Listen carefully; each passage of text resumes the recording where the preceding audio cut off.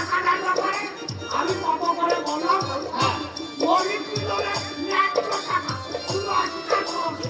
ও শুনলে আমার কথা দাদাও স্বীকার করে যাবে কোথায়? কোন টাকা মিলন?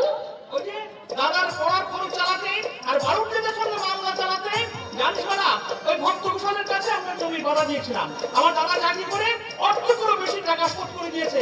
আর হারামির বাচ্চা বলছে একটা পয়সা পাইনি। সারা টাকা পেয়েছি কিনা আমি দেখে দেবো। আমার নাম সারা মিলন। একদিন রাতে সারা বাড়ি বাড়ি খেয়ে সারা যাবে এই দেখো বাবাজি, দেখো ওই আক্রোশের কিছু অংশ যেন আমার ভাগে না হয়।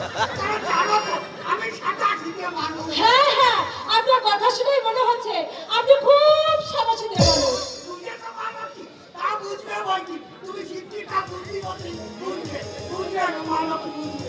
এগি এতে জয়টা খুলো কেটে কেটে কেটে তাকো তাকো কেটে কেটে তাকো কেটে কেটে কেটে তাকো গুলো বুঝি বাজনার বল সংগ্রহ করতে আসা হয়।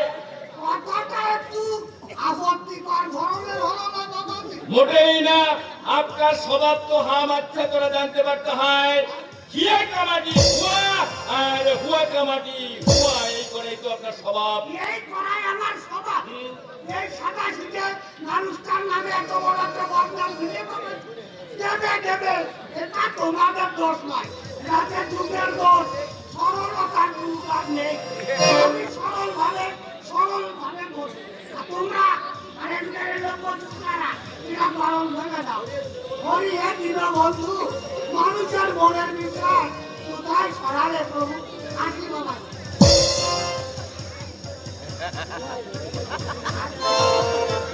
শালা শয়তান কোথাকার। দাদা, এবার চলো বাড়ি যাই। মালা, বলো, তোকে আর মিলনকে আমি তো একটা কথা বলতে চাই। কি কথা দাদা?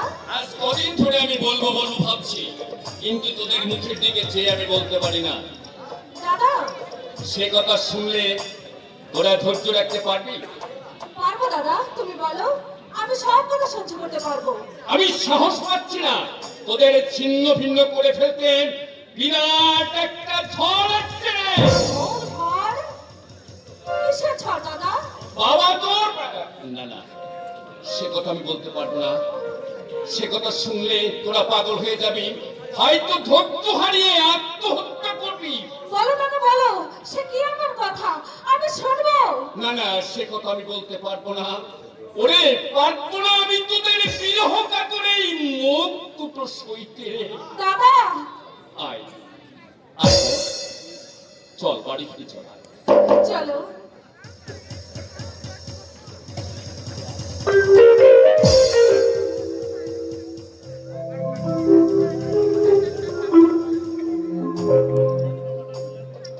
আচ্ছা, ঝড় মানে কি?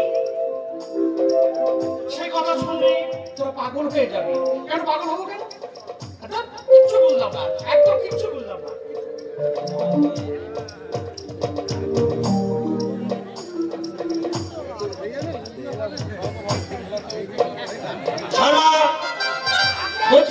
ছেলেটিকে কেমন দেখবে?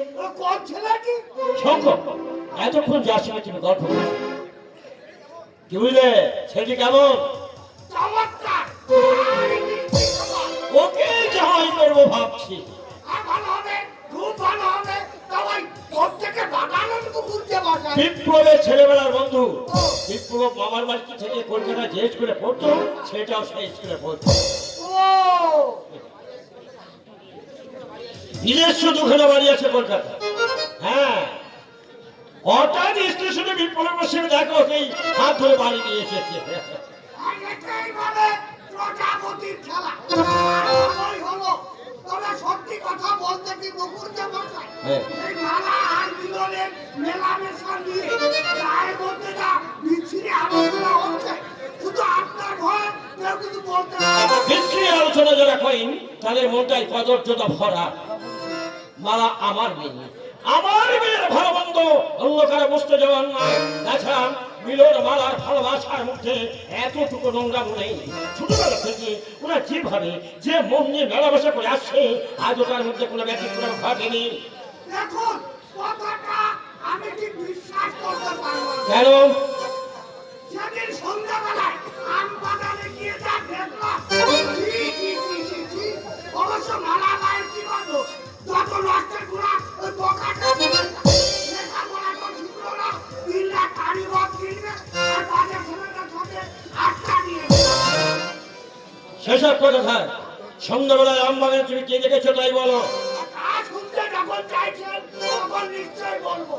তবে জানেন তো আমি সাদা শীতে মানুষ, আমি কারো সাথেও নেই কাছেও নেই। ওই মিলন ছুড়া যদি জানতে পারে তাহলে আমাকে রক্ষে রাখবে না। বোঝেন তো, দুশ্চরিত্রের পক্ষে সবই সম্ভব। আমি যা জানতে চাই সেটাই উত্তর দাও। হ্যাঁ বলো। হ্যাঁ, আপনি যখন শুনতে চাইছেন নিশ্চয় বলছি। হ্যাঁ বলো। সেদিন সন্ধ্যেবেলায় আম বাগানে গিয়ে দেখি মালা মা বসে আছে, আর আমাদের কেষ্ট হঠাৎ নিল মালার কোলে মাথা রেখে বাঁশি বাজাচ্ছে। তারপর ওরা কি সব বলছে, মালা বলছে তুমি আমার জন্মান্তরের সাথী, মিলন বলছে তুমি আমার বউ, আর তোমাকে নিয়ে আমি ঘর বাঁধবো। আর যা দেখলাম, আর আমি শুনতে চাই না। আমার এতখানি বিশ্বাসের এই প্রতিদান আমি আমি যে কি করবো আমি ফেলে পাচ্ছি না। এর মধ্যে আবার ভাবাভাবি করতে আছে। ভগবান যখন ভালোই ভালোই একটা পাত্র জুটিয়ে দিয়েছে, হ্যাঁ। তখন চটপট মালা নাই বিয়ের কাজটা গেছে। হ্যাঁ, এই মাসের মধ্যে হতভাগীকে বিদায় করবো। সারবাম, সময় তো খুব কম, তাই বলছিলাম তুমি কি আমাকে একটু সাহায্য করতে পারবে? এ কথা বলতে হবে কেন? আপনি কি আমার পর আর মালা তো আমার নিজের মেয়ের মতো। বেশ। আপনাকে কিচ্ছু ভাবতে হবে না। বেশ, চলো আজই পঞ্জিকা দেখে একটা শুভ দিন ঠিক করে ফেলি। এসো আমার সঙ্গে।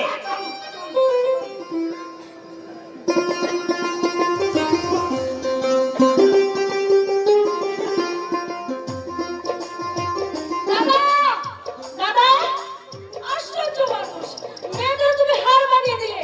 বলে যাবো কখন? সময় হয়ে গেছে, তুমি আসো, আমি গেলাম।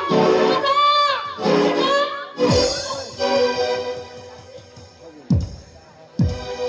একি, আপনি এত ব্যস্ত হয়ে কোথায় যাচ্ছ মালা? স্কুলে এমন অসময় স্কুলে? রিহার্সাল আছে, আর ছাড়ুন। না, না কেন? রেস্টার আমারও আছে। আমি রেস্টারে এসেছি। রিহার্সাল? হ্যাঁ, তোমার সঙ্গে আমার ভবিষ্যতে মিলামিশা করতে। তার মানে? মানে তুমি কিছু শোনোই বোধ হয় মনে হচ্ছে। মানে আপনার মানে শোনবার সময় আমার নেই। তুমি বিপ্লবের বোন, তাই তোমার কাছ থেকে আমি এমন ব্যবহার আশা করিনি মালা। মেয়েদের সঙ্গে যারা গায়ে পড়ে ঘনিষ্ঠতা করতে চায়, মালা তাদের মনে প্রাণে ঘৃণা করে। মালা! হ্যাঁ, আমি মালা, আমি বিপ্লব নই।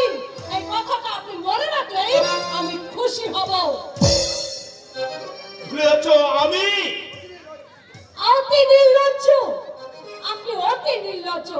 আপনাকে টাকা পয়সা খরচ করে মা বাবা উচ্চ শিক্ষায় শিক্ষিত করে পণ্ডশ্রম করেছে, হর্ষে ক্ষীণ হয়েছে।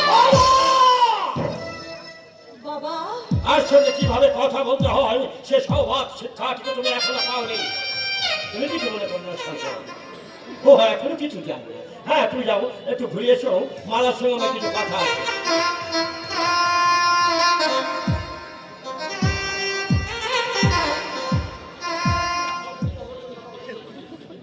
শঙ্করকে তুই অপমান করে কথা বলেছিস।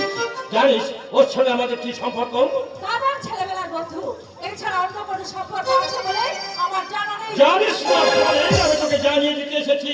অল্প কিছুদিনের মধ্যে ওই শঙ্করের সঙ্গে আমাদের একটা মধুর সম্পর্ক গড়ে উঠবে। তাই আমি চাই ওর সঙ্গে তুই সহজভাবে প্রাণ খোলা মেলামেশা কর। তুমি চাইলেও একটা লম্পটের সঙ্গে আমি প্রাণ খুলে মেলামেশা করতে পারবো আমি না। কি বলছিস? তাকে যা বলা উচিত, পরশ যে কাণ্ড উনি করেছেন তাতে দাদার ছেলেবেলার বন্ধু, তাই আমি ওকে কিচ্ছু বলিনি। অন্য কেউ হলে চাপ করে দিতাম। মালা! সব কথা শুনে তারপর তুমি আমার উপর রাগ করো বাবা। আমি পরশু রাত্রে যখন পড়ার ঘরে পড়ছিলাম, তখন কোনো রকম সারা শব্দ না দিয়ে ও আমার ঘরে ঢোকে। আমি ভয়ে চমকে উঠি। হঠাৎ ও বাইরে বেরিয়ে যেতেই ও আমার হাত চেপে ধরেছিল